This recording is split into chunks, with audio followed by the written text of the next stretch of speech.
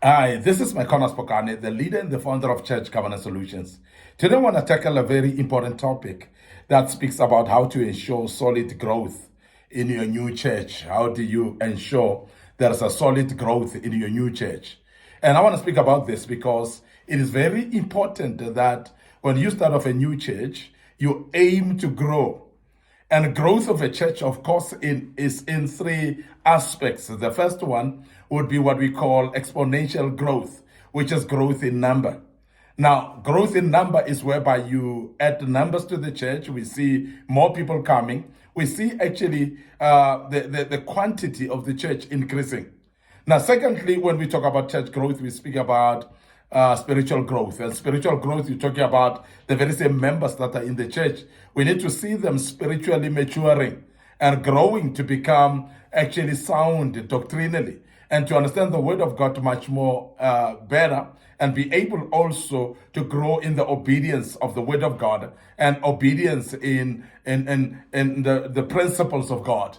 And also, when we talk about spiritual growth, you speak about people that are able to understand the aspect of prayer and therefore grow in their prayer life, grow in their faith, grow in the principles and simple principles of the gospel itself. And that's what we call spiritual growth.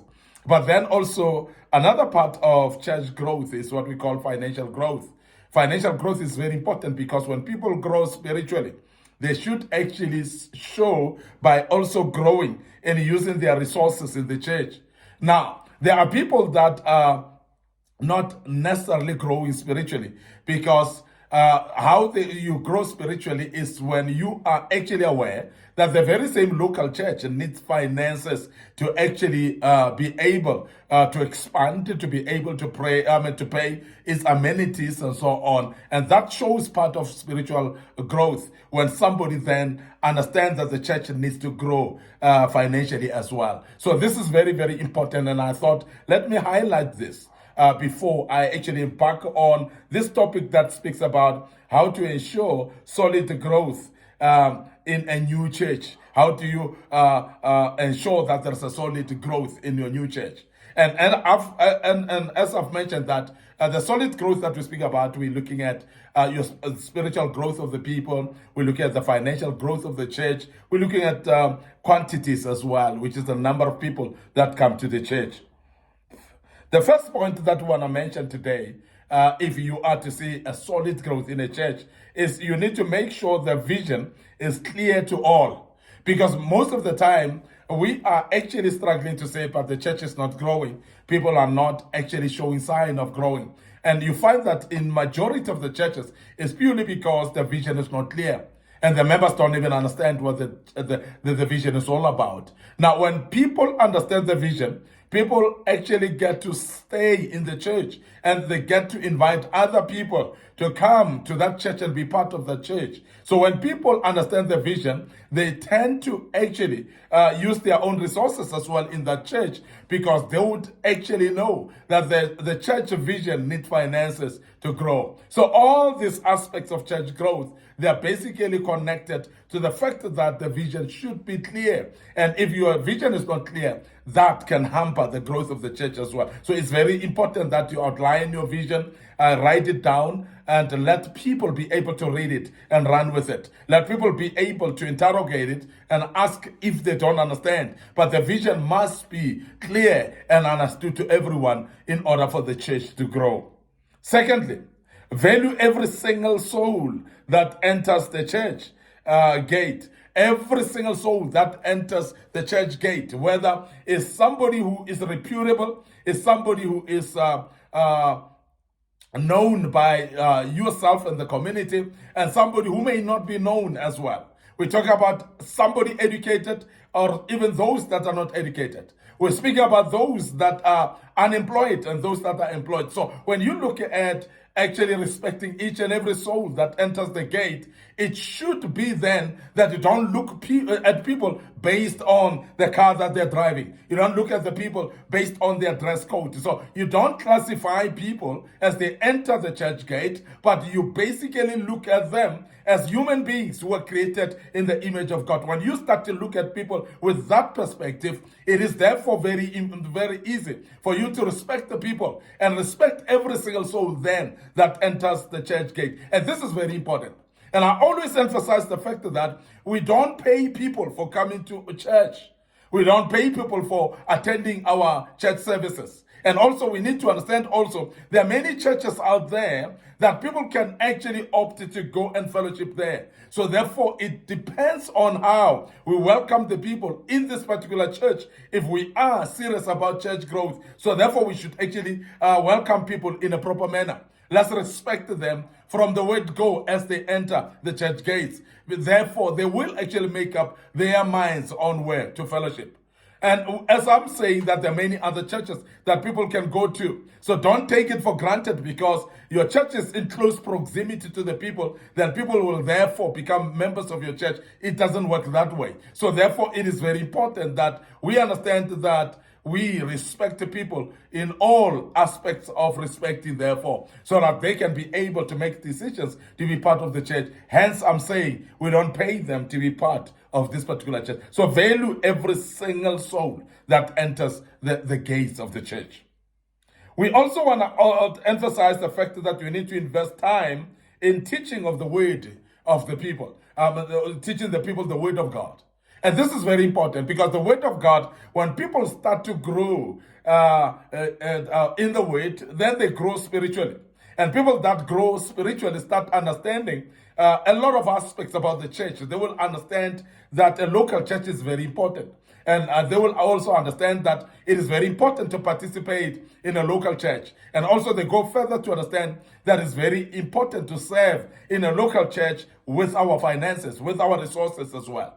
Now, this is very important then that we do invest the time to teach the people the word of God. And the more people grow in the word of God, the more people obey that which God says. And everything that God says is in line with maturing also the local church. So therefore, this is very important because the word of God will therefore teach them that it's important to fellowship. It will teach them, therefore, that it's important to pray, and therefore they will come to prayer meetings. It will teach them, therefore, that it's important to give and to tithe, and they will therefore invest in their finances as well. So the teaching of the word is very important, that we mature the people quickly spiritually through teaching of the word so that they can understand the word of God and therefore dwell on it. And I want to emphasize right now that teaching is very important in a church. So therefore, please invest lots of your time in teaching the people the gospel.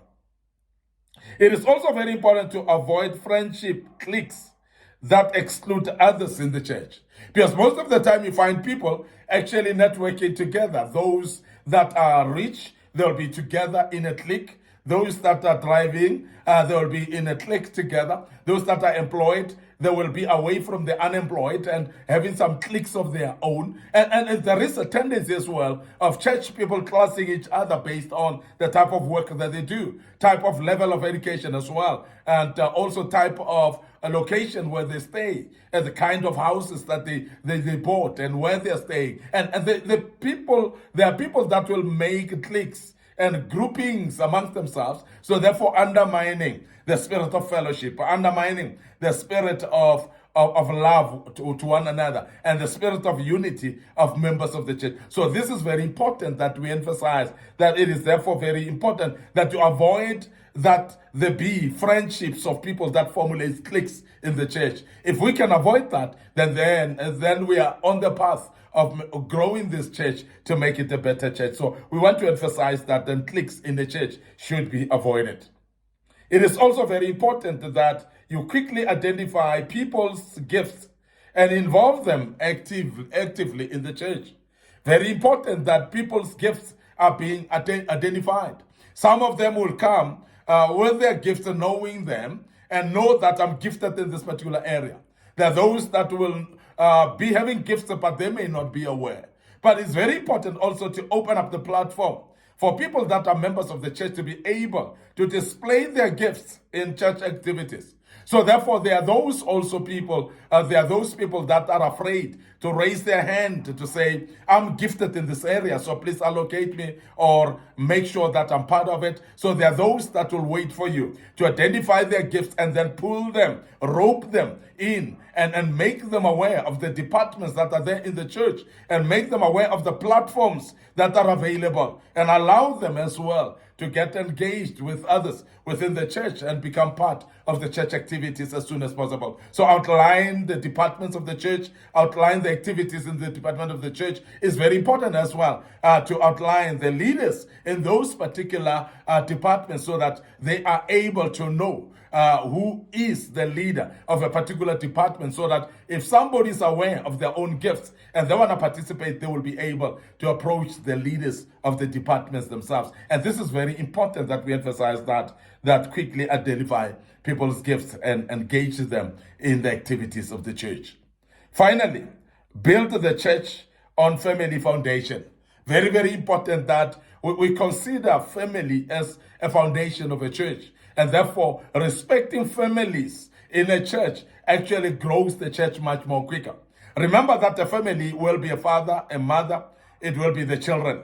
Already, if this particular family is a mother and a father, they've got 2 children, already you have your 4 members out of that. If another family then is a father, a mother, and 6 children, so you're having 80 people there already that are part of the church. So you basically, when you build on the foundation of a family, you are actually growing the church much more quicker, and you are able actually to build it on more stable institution of family, because the institution of family is a very, very solid institution that is bring a balanced mind set into the church. And majority of the people that come in families, they are stable in nature, and therefore they are bringing instability in the church itself. So it's very important that you build on family foundation, and that is the reason why the church should actually promote marriage. The church should promote family unity, and the church should promote also the life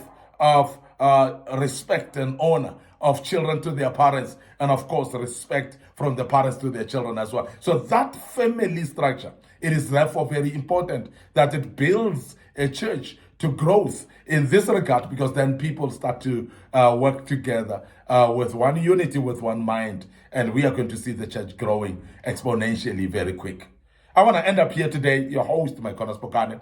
I'm the leader and the founder of Church Governance Solutions. I believe that you've learned quite a bit out of this. We will touch another topic tomorrow. And before I check out, I want to remind you of our Facebook page, Church Governance Solutions. So please like it, follow us on that page, and make sure that you follow us on the Facebook page, Micornus Phokane, as well. So like it, follow us, and click notification button on these Facebook pages as well. Don't forget our YouTube channel is under Young Men Empowerment Forum. We've got a lot of materials that we posted there in the past. And please subscribe to the YouTube channel, share it with other people that may be interested in listening to us. Don't forget also our TikTok account, very busy, and it's actually a platform as well that is very, very growing at the moment. And we want to wish you all the best as you listen to us with the next session as well. And may the good Lord bless you and allow us to check out right here and say cheers for now.